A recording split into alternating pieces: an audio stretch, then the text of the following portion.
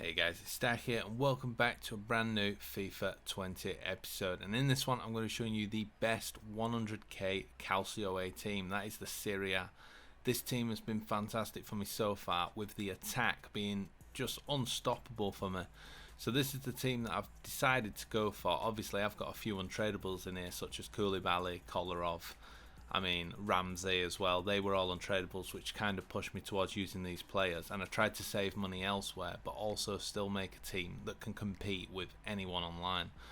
So as you can see, in goal I've got Buffon. Only cost about 1,400 coins, and he's probably one of the better goalkeepers that I've used so far. Koulibaly I've got next to him, I've got Nakulu, and they both seem to be doing the same job. I've got that Kolarov in form and Florenzi as my wingbacks. Kolarov actually the better player, and he's got some mad long shots, so don't be afraid to rip a few. Rabiot, Pjanic and Ramsey, mainly because they're all sort of attacking and defensive players. And then it's up front that does the damage. It's Douglas Costa on the left, Lozano, and then Lukaku. But this Lukaku is insane. He feels like my Lewandowski, only left-footed. Every time I get inside the box with this guy, if I can hit the ball with my left foot, it's going in, and it's going in top corner and 100 mile an hour. So the tactics I run with this team, obviously when I start I switch to the 4-1-2-1-2, and then these are what I'm running here. So I've got the balanced width depth both on 4. I've got the fast build up for the offensive style. I take the width up 1 just to make that diamond a bit wider. And then the players in the box, I either switch on 3 or 2. I only really want the ball going to Lukaku, so I only really want him making them runs in the box. And then corners and free kicks, you don't really want to push up because you'll get hit on the counter. So here I've got Lukaku as a target man, and then stay forward. My Lozano is getting behind and stay forward. My Douglas Costa, free roam, and I just leave him on normal in this one. Pjanic I don't touch. Ramsey is stay back while attacking. Rabiot, it's up to you. I normally have stay back while attacking on him and my wing backs, but Rabiot sometimes I also stick him to go in between the centre backs. But trust me when I say, do not stay on this. If you stay on this, for some reason, even though you'll end up with 3 at the back, you end up with a massive gap down the sides of the pitch. And then once that happens, Rabiot will push up, and all of a sudden you've got a gap in the middle.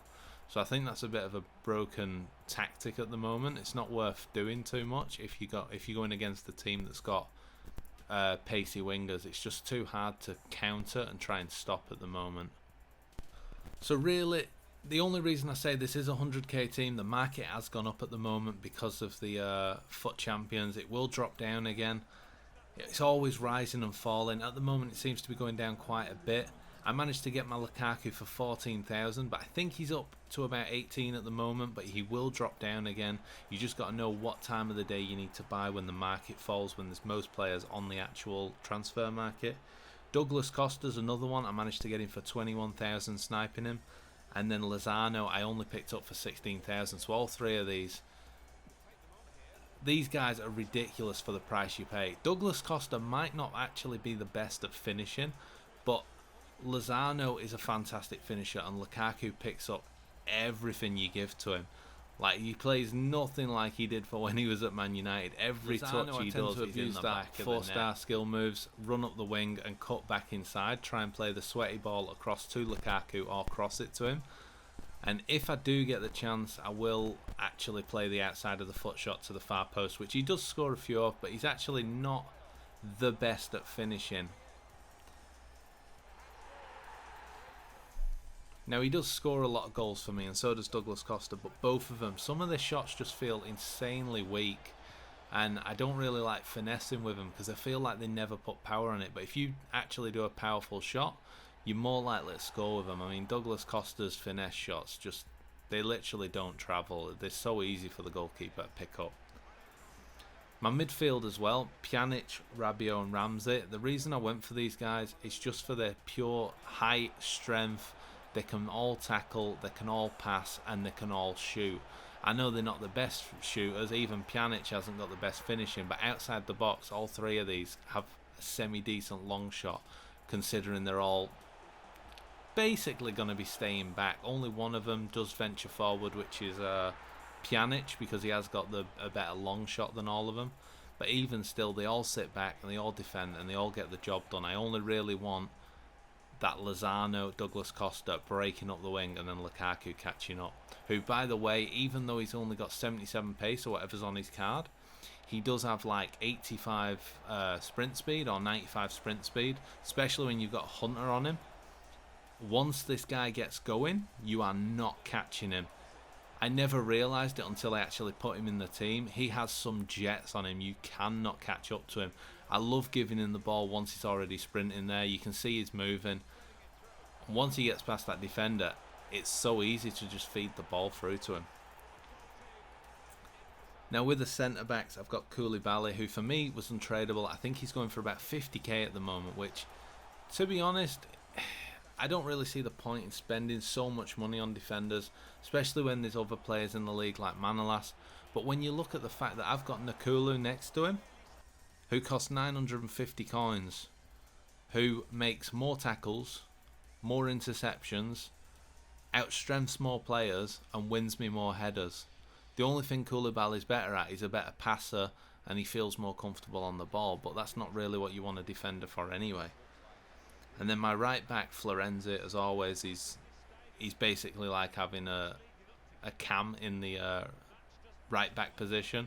He can dribble, he can even shoot, he can pass, he can do, and he's quite a strong defender. The only problem is he is quite small, so he's not going to win a lot of headers when people are crossing to the back post.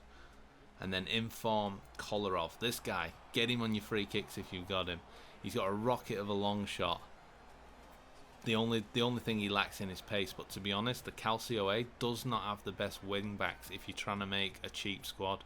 Your best choice is obviously Sandro, but he's just too expensive to even fit in a team unless you've put a few $100s in the game already and bought FIFA points and got packs to get the coins.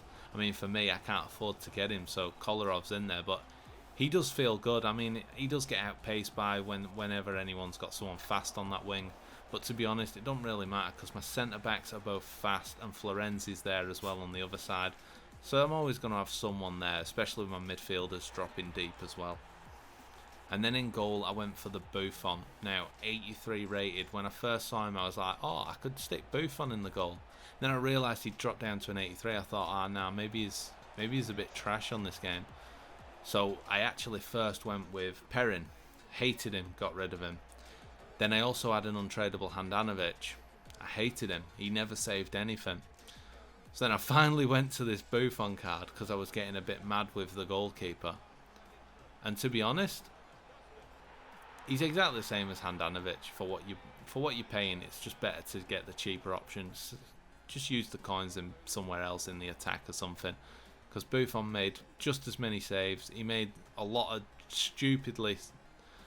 He made saves that you shouldn't be making. Like I'm talking like when someone's sweating the ball across and Buffon he just pulls off a miraculous save. But then he'll concede like a load of cheese goals. Like someone will cross the ball and he'll come and punch it when he should be catching it and stuff like that. I do concede a lot of trash goals on this FIFA, like deflections.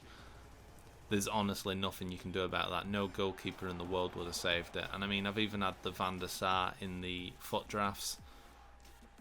No keeper has really felt any different to me so far. Now, if you are going to build this team, I recommend definitely giving it a try. If you've got the money to upgrade, out of everyone, I'd probably upgrade maybe the defense. If anyone, I'd probably go the left back just because I really do like Kolarov and I would sub him on as a CDM. But as a left back, I do feel like he just gets outpaced and he's not worth getting. It's not worth getting Sandro unless you've got the money to burn. It's much better waiting for his price to drop and getting him then. But other than that, everyone else in this team works. Lukaku is a 10 out of 10 for me. Douglas Costa and Lozano, the shooting lets you down a bit, but the amount of chances they create, they're still going to score a goal or get an assist every single game. But that's going to be it for this video, guys. I really hope you enjoyed it. Please give it a thumbs up if you did, and also make sure to subscribe if you're new. I will be posting more FIFA 20 videos soon. But for now, I'm out.